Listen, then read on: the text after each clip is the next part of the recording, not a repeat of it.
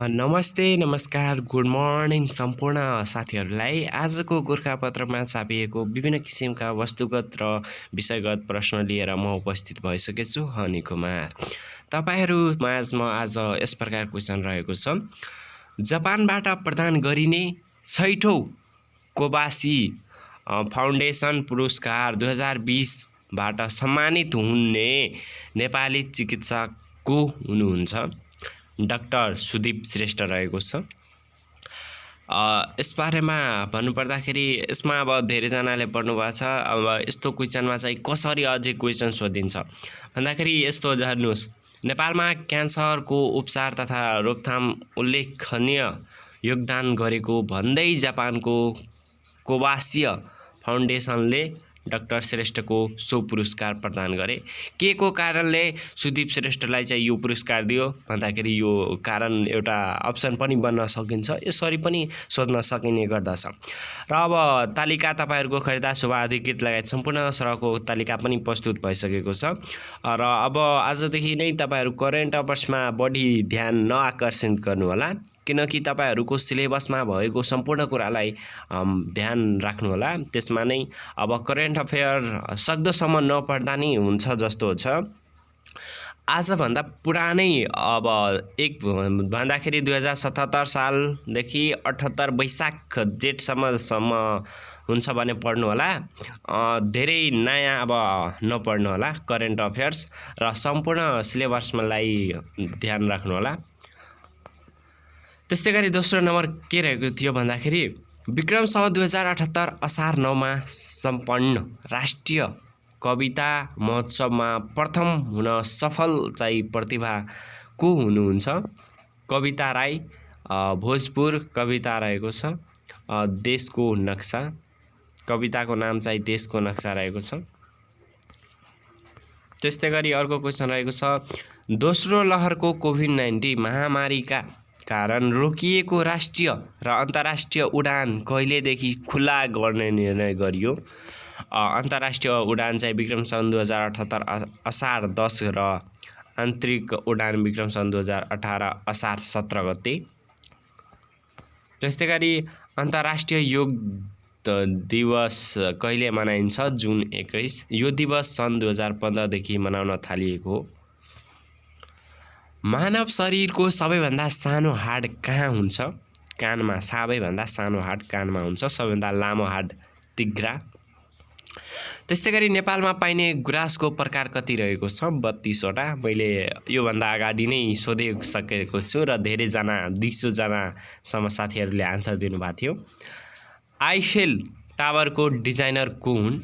Alexander Gustave Eiffel रहेको छ र आइफेल टावरको पिक्चर पनि छापिएको छ।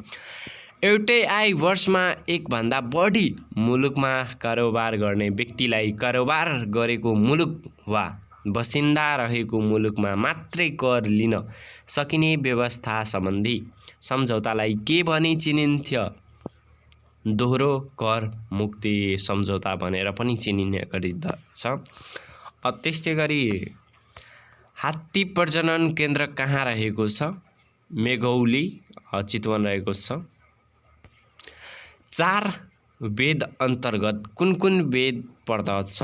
त्रिगुवेद, यजुर्वेद, त्यस्तै गरी सामवेद र अर्थवेद रहेको छ। 4 उपवेद रहेको छ। धनुवेद, आयुर्वेद, गन्धर्ववेद र स्थापत्यवेद रहेको छ। सबैभन्दा पहिले द्वैत सम्बन्ध कायम भएको एसियान राष्ट्र चाहिँ कुन हो? मलेसिया, सन् 1960 जनवरी 1। त्यस्तै गरी पेन इन्टरनेसनलको स्थापना कहिले भएको हो? सन् 1921। पेनको पुरा रूप चाहिँ पोइट्स इजेलिस्ट एन्ड नोभेलिस्ट रहेको। त्यस्तै गरी लोनली प्लानेटको स्थापना कहिले भएको हो? सन् 1972। त्यस्तै गरी अर्को पट्टामा रहेको छ क्वेसन। त्यस्तै गरी यस प्रकार क्वेसन रहेको छ, नेपालमा ओलम्पिक संग्रहालय कहाँ रहेको छ? त्रिपुरेश्वर काठमाडौँमा। दक्षिण अमेरिका भूपरिवेष्टित राष्ट्र कति रहेको छन्? 2। बोलिभिया र पराग्वे।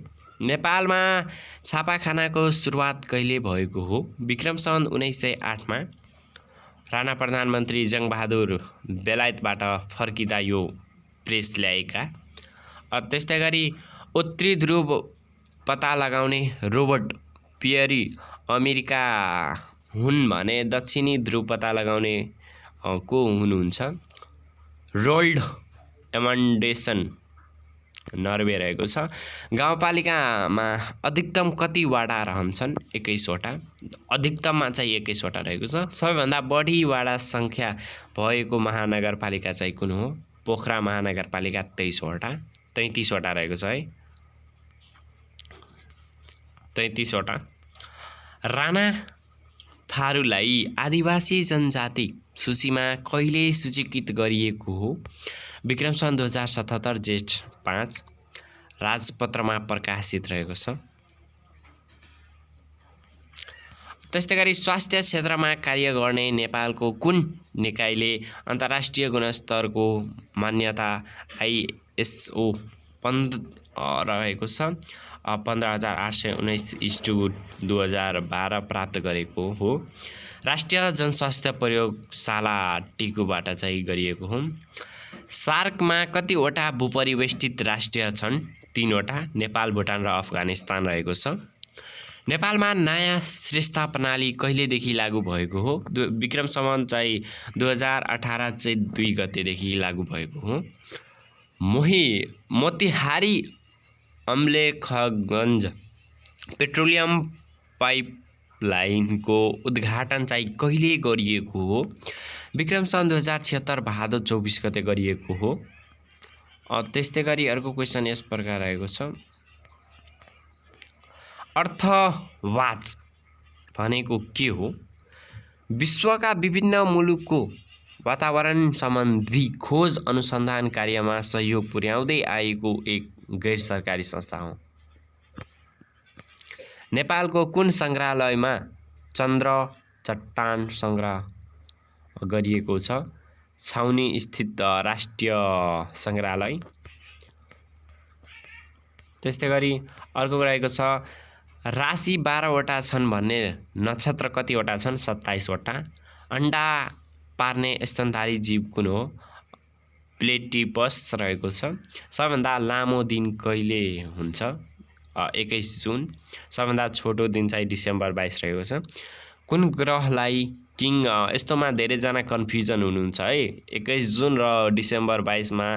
त्यस्तै गरी दिनरात बराबर हुनेमा धेरैजना कन्फ्युजन हुनुहुन्छ, त्यो कन्फ्युजन नहुनु होला। कुन ग्रहलाई किङ अफ द प्लानेट भनी चिनिन्छ? बृहस्पति है। सधैँकै जस्तै प्रस्तुतकर्ता टङ्क केसी नै रहेको छ। र अब केही हामी विषयगत प्रश्न उत्तरतर्फ जाउँ। साइबर क्राइम र कानुनी व्यवस्थाको बारेमा रहेको छ, यसको बारेमा विस्तृत जानकारी लिनु होला। साइबर क्राइम भनेको के हो त? साइबर क्राइम नियन्त्रणका लागि नेपालमा के कस्ता व्यवस्था छ र उल्लेख गर्नुहोस् रहेको छ। कम्प्युटर नेटवर्क तथा उपकरणको प्रयोग गरी गरिने गैर कानुनी कार्यलाई नै साइबर क्राइम भन्छ। विभिन्न किसिमको गैर कानुनी काम गर्नुपर्ने हुन्छ, जो अलाउ हुँदैन, कुनै कामको अलाउ हुँदैन र त्यो काम गरिदिन्छ है, त्यस्तोलाई साइबर क्राइम भनिन्छ। त्यो पनि टेक्नोलोजी लाइनमा पर्दछ र टेक्नोलोजीको केही कुराहरू जस्तै ह्याकिङहरू यस्तो गरियो भने। विद्युतीय र कानुनको व्यवस्था के रहेको छ? विद्युतीय कारोबार ऐन 2063, विद्युतीय कारोबार नियमावली 2064, सूचना प्रविधि न्यायाधिकरण नियमावली 2064। अब सामाजिक सञ्जाल फेसबुक, मेसेन्जर, टिकटक, युट्युब आदिको दुरुपयोग गरी अपराधजन्य कार्य जस्तै नैतिकता, घृणा, देश, सामाजिक सद्भाव बिगार्ने, महिलालाई झिस्क्याउने, अपमान गर्ने यस्तै अमर्यादित कार्य गरे रु 1 लाखसम्म जरिवाना, 5 वर्षसम्म कैद वा दुवै सजाय हुने व्यवस्था विद्युतीय कारोबार ऐन 2063 ले गरेको हो। अब संस्था व्यवस्था रहेको छ र दोस्रो नम्बर क्वेसन रहेको छ, राष्ट्रिय स्रोत अनुमान समितिको गठन, काम, कर्तव्य र अधिकारबारे लेख्नुहोस्। र यस प्रकार राष्ट्रिय स्रोत अनुमान मिति गठन रहेको छ। राष्ट्रिय योजना आयोगको उपाध्यक्ष चाहिँ संयोजक, समष्टिगत आर्थिक क्षेत्र हेर्ने राष्ट्रिय योजना आयोगको सदस्य रहेको छ। नेपालको राष्ट्रिय बैंकको गभर्नर सदस्य रहेको छ। अर्थ मन्त्रालयको सचिव सदस्य, महालेखा नियन्त्रक सदस्य रहेको छ। त्यस्तै गरी अर्को क्वेसन यस प्रकार रहेको छ, हेर्नु हो, मानव स्रोत व्यवस्थापनका तत्त्वहरू के हुन् उल्लेख गर्नुहोस्।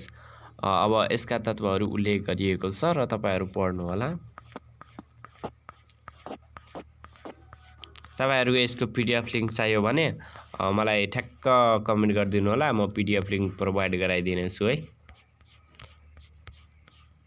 त्यस्तै गरी पर्यटन प्रवर्धन गर्ने उपाय के हुन् लेख्नुहोस् रहेको छ।